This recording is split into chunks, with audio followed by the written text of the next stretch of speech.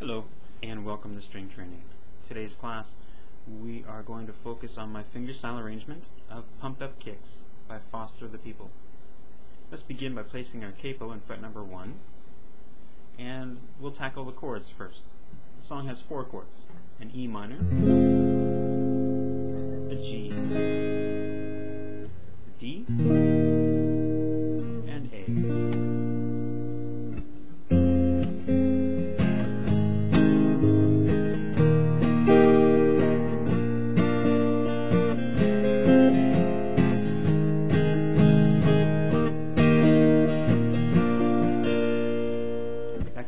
Entire song, the progression never changes. Alright, but let's move on to how the bass plays over that chord progression. We're going to begin by just playing the root notes of those chords with this dotted quarter 8th note rhythm. So it began with open string 6 for the E minor chord and 3rd fret on string 6 for the G. Open string 4 representing the D here, and open string 5 for the A.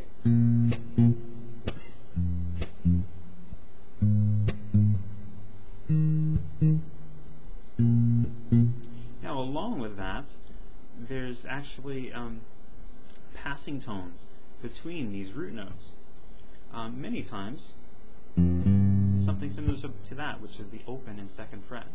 That will connect us from the E to the G, for example. There it is, getting us to the G now.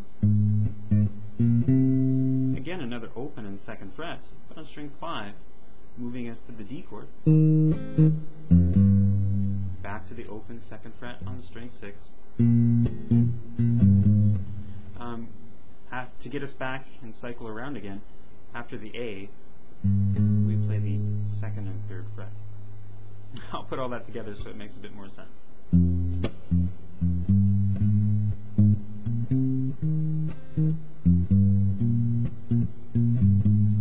Now moving through for a second time, it's very similar. The E remains the same. The G is the same as well. But after the D on string 4, we have this melody of 3 notes. String 6, we got the 2nd, 3rd, and the 2nd fret on string 5. And a couple 16th notes there with this hammer to conclude the entire bass melody. That was a hammer to my 2nd fret on string number 5. Release it to the open string. Finish off with your 2nd fret, string 6.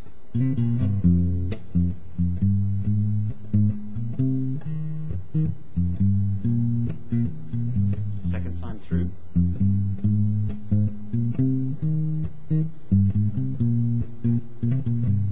That bass line never changes. I really only state that in its entirety, I think, at the very beginning of the song, and it's scattered throughout the piece whenever there's no vocal melody kind of being played at the same time. But let's move on to some of that vocal melody and what's happening there. Essentially, what I'm doing is playing a few different notes. One of the open 2nd string and 2nd fret on string number 3.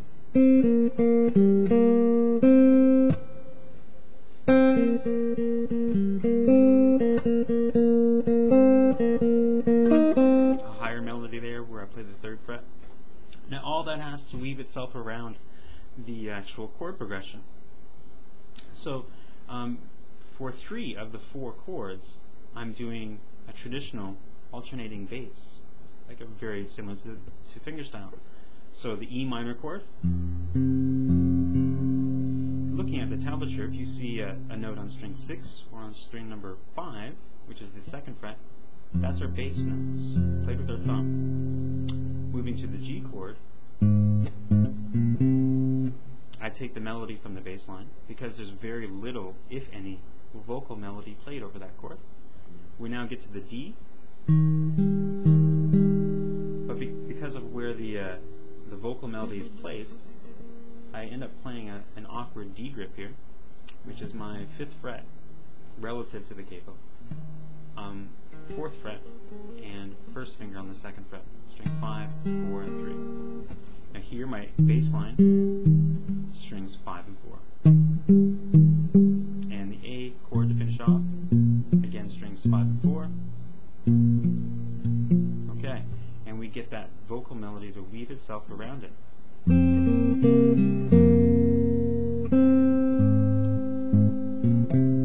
So within that, make sure you're alternating your fingers here. You could probably just, using your index and middle finger, I'll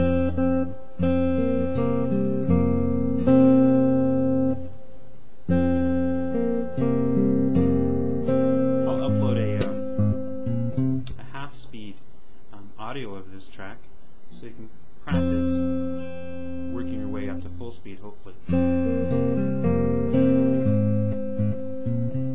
Challenging here with that D chord.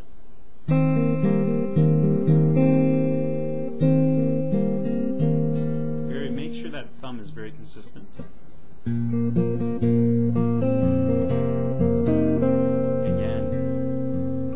the consistency of that thumb is key here. You keep that rolling along and focus on that and make the melody kind of weave itself around that. Like, I know it's a lot harder to do than I actually imply here, but with practice, if you can conquer that, many of my arrangements will be quite easy to play. Okay, so the verse is 4 passes of the chord progression with various variations within that melody. Again, it's mostly all the same notes, but there's slight variations each time. But let's get on to the chorus of the piece.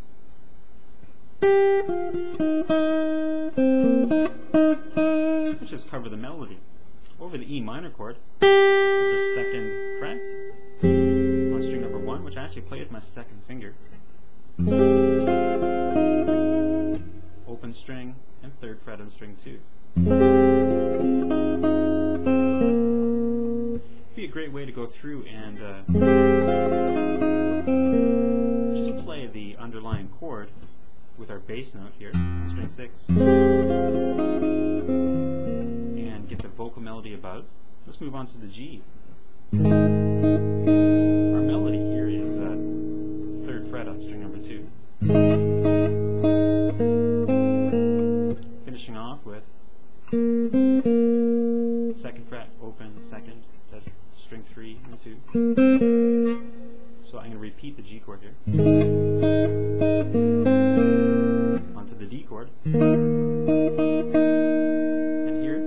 String number 2, you're already holding the note, that 3rd fret.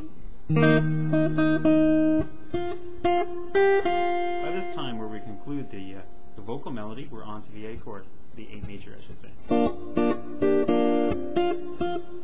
Our bass note would be string 5. So I'm going to repeat that, again just playing the bass note right on beat number 1 of each chord.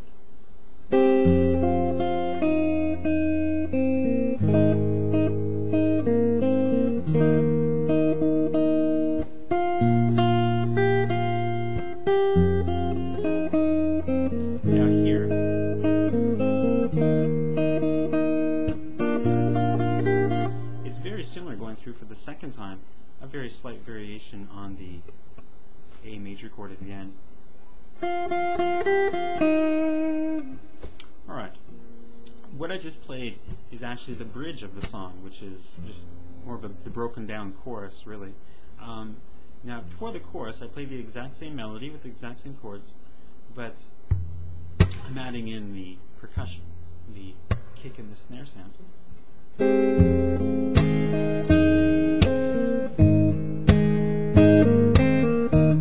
Now, the chords, I'm often playing with 3 fingers. The melody's on the top string here, we've covered that. But lining your fingers up on strings 1, 2, and 3. Now, when I'm playing 3 notes at a time, it's often right on beat number 1. So right when the chord changes, I'll play 3 notes to kind of fill out the harmony a bit.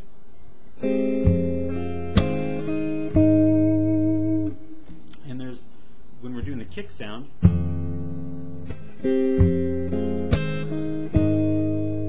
my bass note of the chord is played as well, so my thumb plays with that kick sound.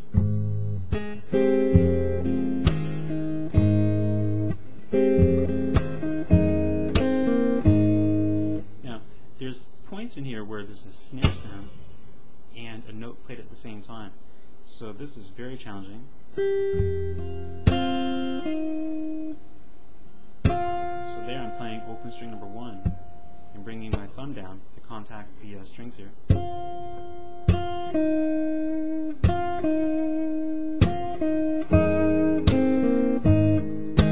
again, when I'm on the G chord, single note here on string number 2. Often when a student's trying to do this technique, they will, the snare will come first and then the note, or the note with the snare after. You should really just try to work on getting these two things together. Now, with all that said, this is a challenging arrangement once the percussion comes in. If you're not quite there yet to follow along with the percussion, it's still a very satisfying thing to play without, meaning you can play all your verses with your traditional thumb style or finger style, I should say, technique. And then when it gets to the chorus, you can continue.